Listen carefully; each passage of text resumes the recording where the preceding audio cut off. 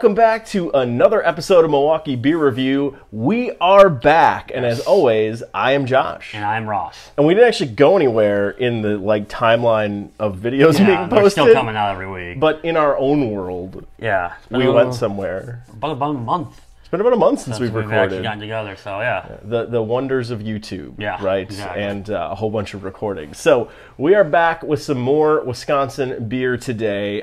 We are lucky enough to have some beer from a little brewery out of Madison, Wisconsin called Youngblood Beer Company. So interesting note about them, they opened back in June of 2020. They were supposed to open, I think, in March, and then the pandemic hit and insanity ensued, and really bad timing on their part. But some of the pictures I've seen, I haven't physically been there, but some of the pictures that I've seen of their brew pub and their restaurant looks really cool. I've heard some good things. I got a good friend of mine that's been there, and she's been telling me we gotta do Youngblood for a while now. So she says she loves the beer from the place, she loved the place, so I definitely want to get in. Yeah. So like I said, they're based out of Madison, Wisconsin. Madison? Ooh, that's weird. That's not good. No. Let's not even go the Dahmer route today. So, sorry. So they are focused on, that is a Wisconsin thing. So they are focused on creating an experience with dining being their primary attraction. So I think a really good idea. Lots of breweries spouting out in the in the area, across really the world at this point. Lots of microbreweries. How do you differentiate yourself? Have some really great food. So that's really what they're focused on, is an experience at their place. Excited to get in there and check it out at some point. Another thing that they're a little bit known for is super creative names of their beer. So think like old Fall Out Boy albums and kind of their insanely long titles. These are some unique and somewhat funny. They stick out. Once you hear them, they definitely stick out. Beer names. So on that note, what's the first one we're trying? All right, so the first one we're trying is called I Hate Craft Beer. So this is just an American light lager. Comes in about 5.2%. So a nice kind of base beer to start off with. You really should be able to taste kind of the brewing process through this. For those people that you're at your house and they're like, hey, I hate craft beer, I don't want any of that stuff in your fridge, this is the perfect one for them, apparently. So let's get it in the glass and check it out. All right, let's get this open. So given this is a lager, I expect this base kind of it's actually a little bit lighter than I was expecting. I expected a little more dark in color. It looks like that traditional Miller Lite, Bud Light. Yeah, a little lighter, PBR. But yeah. A little cloudy. Yeah. Almost hazy. Almost. But no, it looks pretty clean, pretty crisp. I hate craft beer. Alrighty. Let's get a little nose on the light lager. It smells pretty good. It does. Sometimes with those lagers, it can kind of get that little bit of a skunkiness and everything. I'm not getting that. It just smells very clean. But again, a lager, in my opinion, lagers like right down the middle, the most basic of beers. So you're not gonna get a lot of hops, you're not gonna get a lot of malts. It's just kind of a straight beer taste, and so not much on the nose. I'm expecting something a little tastier than your standard light lager that you get in the marketplace, and maybe a transition-ish beer. Yeah. So. Not a lot on the nose. No. I almost get almost like a little bit of a lemony scent to it. Yeah, I get that. Yeah. But yeah, pretty basic. All right. Cheers. Cheers.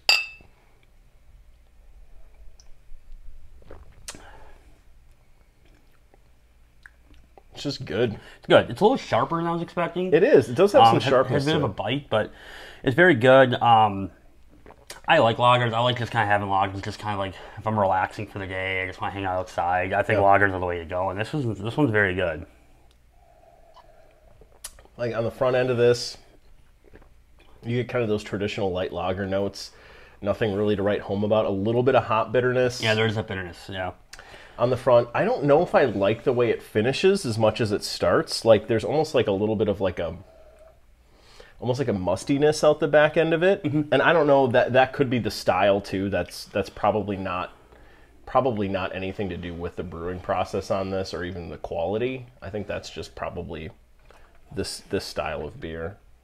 And you said earlier, this is a perfect beer for when you have those friends that come over who don't like craft beer, but you happen to have any of those macro breweries laying around. You got one of these? Yeah, this perfect is for them. Light-bodied, super easy to drink, very very relevant for those people that don't like all that craziness in their beer, what we're seeing a lot in the craft beer industry today. So, yeah, this is an easy one to hand off and very drinkable. So looking at this, given what the style and everything, I'm not gonna give it. I can give it about a 3, and it's very good. But again, it is what it is. It's a lager. It's a light lager. There's not a lot of hops. There's not a lot of fluff to it. Yeah. So I'm gonna give it a 3. It's a good beer. It's a nice drinking beer to have on a nice day outside. I'm trying to think about this from the perspective of, like, if I had to set this up against other light lagers, like, how would I rate it there? Not necessarily just like my personal preference today. And because of that, I think I'm actually going to give it a 3.75. Okay. I think for like a light lager in this style, this is a really well-made beer. I would much prefer to drink this over any of those traditional big breweries. Oh, absolutely, yeah. What they put out. So I think this is really well done. I'll actually give it a 3.75. No. All right. So one down. The next one we've got is called the Coffee Regular Silkshake, which I think Silkshake is something that Youngblood made up, because I could not find that style of beer listed on any other brewery website. So Silkshake seems to be their thing. So this is a Silkshake style ale that is brewed with coffee, milk, sugar, and vanilla. So I'm guessing something similar to like a milk stout, probably that lactose note to it. I don't know if this is actually going to be a stout or if this is going to be something closer to just a traditional, like, standard ale. I don't know what this is going to be, but I'm curious to see what it actually looks like. This one comes in with an ABV of 5.5%. Stop shaking your head. We're going to get this thing in the glass and give it a go. All right. Let's get this open. I'm very curious what this one's going to look like. I have no clue what we're expecting. Not a stout at all. Definitely not. Maybe like a cream ale style. I've had some like white or blonde like coffee style beers. I know a few of them make them. They turn pretty good normally, so I'm curious how this one is. But no, almost looks similar to what we just had, just a little bit darker in color. Yeah, a little dark. All right, Coffee Regular Silkshake. All right, Ross, get a little nose on the Coffee Silkshake. Oh yeah, I definitely get coffee right on the nose, right off the bat. It's good on the nose too. It's not powerful, it's not strong, but it's definitely prevalent. It's there, so. It smells like good coffee. Yeah. I'm not, other than coffee though, I'm not getting anything else. The coffee is just prominent. That's pretty much all you get. Not really much else there. Yeah. All right, let's give this thing a go. Cheers. Cheers.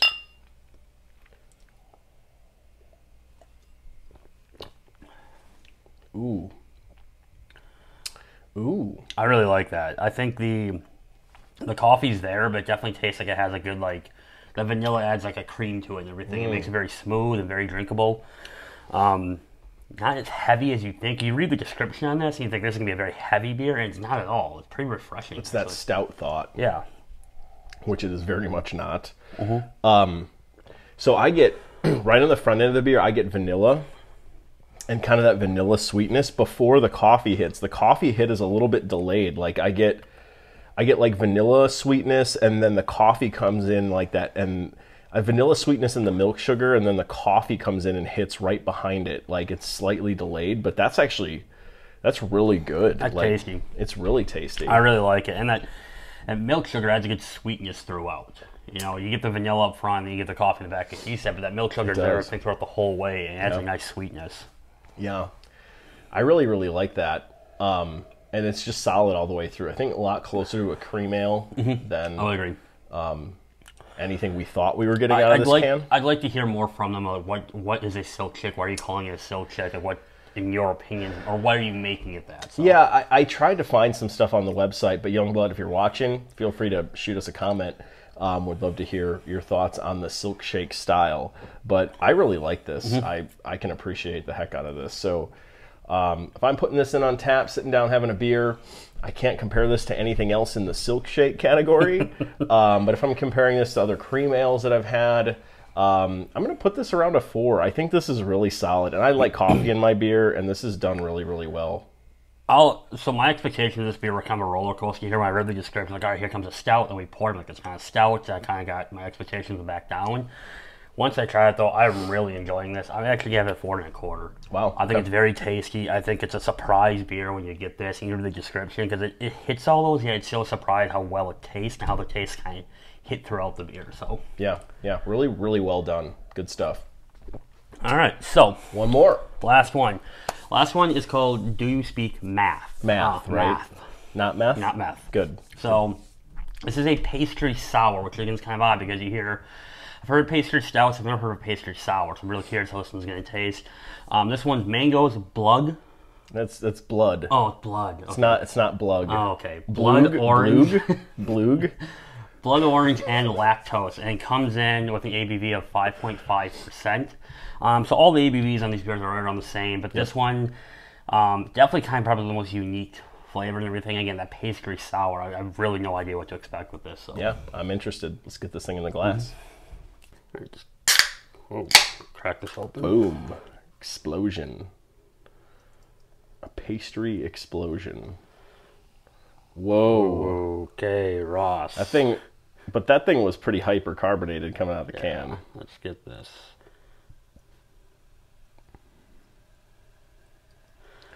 I can't even make fun of you based on the video with John. Well, they're both. It's very carbonated. We're going to wait for that to settle a bit, but... It looks like it's kind of a cross between the last two beers. Yeah. Not much of a difference in color. Looks good. Other than the pour. All right, Ross. All right. Let's get a little nose on the pastry sour. Ooh. Definitely sour on the nose. Yeah. I don't know what I'm picking up, though. I don't eat or really know what mangoes smell like, so that's kind of hard for me to distinct, but... I think that's mostly what I'm getting on the nose is like that blood orange or the bloog. The bloog orange. Yeah, it's like it's like a citrusy sour note on the nose. But not much beyond that. Yeah, nothing overpowering, nothing kind of like standing out, but as you put it, just kind of nice citrus sourness coming out. Yeah. Now that I'm looking at it in the light, this is a lot cloudier than the previous two, which I suppose, with the sour. Yeah. Well, let's get into it. All right, cheers. Cheers.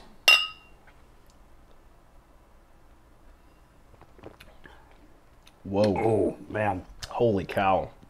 That is one of the sourest beers I've had in a long time. I could just tell from as soon as like the mouthfeel is even sour, like not even the sour taste to the beer, but just as soon as it went in my mouth, I could feel like my tongue start tingling from how sour this is. So the taste is really good. It's definitely got a nice fruity, tropical feel to it. That lactose does kind of like smooth out and balance out some of that citrus. That sour punch, though, is so sour. It's really hard to kind of like get past that, to be honest. Yeah, it's very, very sour on the tongue. Like, almost like that feeling you got when like you were a kid and you had like warheads and you'd put it on your tongue and it was just like, it took a second, but then it was just like, oh. Yeah. Like, you definitely, it's obviously not that extreme as like warheads or anything like that, but man, this is a sour beer. This is by far one of the sourest beers I can remember in a long time. And it's not to detract from the beer.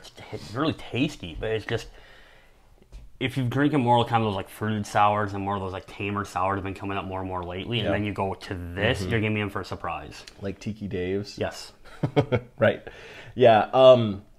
Like we've been saying, boom, punch of sour right on the tongue. Mouthfeel is just, it's very, very sour. And then out the back end, it does settle down. And I get kind of a nice orange citrus back end to the beer once you let it settle for a little bit. But it takes a while for it to get there. Yeah, agreed. Because like you said, the sour just really is just extremely prominent on this. Yeah, looking at this, this is a one and done for me. Like I would enjoy this, but I can't see myself having another right after this because it kind of, I'm not gonna say it kills your taste buds. It doesn't do like what a high bitter beer does, but it does kind of make it difficult from this to this over and over. I'm gonna put this probably at about a 3 1/4. I think the taste is really good. I'm not the biggest sour beer fan. I think neither one of us are the biggest, but this one's good. It's just too sour for me. It's all in it. So yeah, I'm not far from you on this. I think I'm actually probably going to give it the same score, about a 3 1/4. It's above average, I think. So, you know, but I don't think I can give it much higher than that, just because it's so. But man, if you want a sour beer and you're really into that, like, this is a beer to go pick up and try, because this will absolutely meet your expectations for a sour beer. That is for sure. So yeah, about 3 1/4. I'm glad we did that last. Yeah, I'm kidding. One thing that you may have noticed in this video is our fantastic hats. You can see I've got the great hop logo that Katie Striegel made for us. Thank you, Katie. Ross has this great hop logo. They're not positioned the right way. Mine's upside down. Mine's off kilter. So we've got more hats coming that should be accurate this time. Really excited to finally get them. But hey, we've got some in the interim that we just feel really good wearing in the video. So hopefully, if this continues on, we'll get some more merch out there, and we'll have some stuff for some folks out in the community that are enjoying some of the stuff that we're putting out here. And if you are, check us out on the rest of our social media pages. So we've got Untappd going. Our ratings here will end up on Untappd as soon as I get around to that. And then we're also on Facebook, Instagram, YouTube. We're on Twitter. Our Instagram has been super hot and popular, so we've been making sure to keep that up to date. Molly has been awesome about helping us learn how Instagram works, so that's been fantastic. Check us out on all those social media pages. Like, comment, subscribe here on YouTube. Hit the bell icon. You'll get notifications as we're releasing new videos every single week. Other than that, if there's other breweries or other beer that you'd like us to review, let us know in the comments. If you've tried this stuff, let us know what you think, and we'll see you in the next episode. Thanks, everyone. Bye-bye. Bye.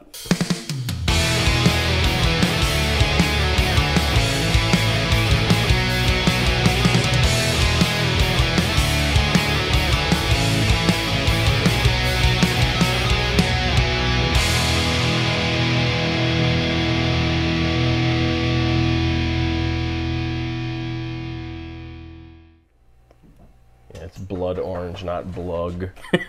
Also super creative is what it's supposed to say. Not that that matters. Mango's blood orange? Blug? Down. You should just read it like Ron Burgundy. Like the teleprompter. Like you read whatever the down there. Go yourself, San Diego. Go yourself, San Diego.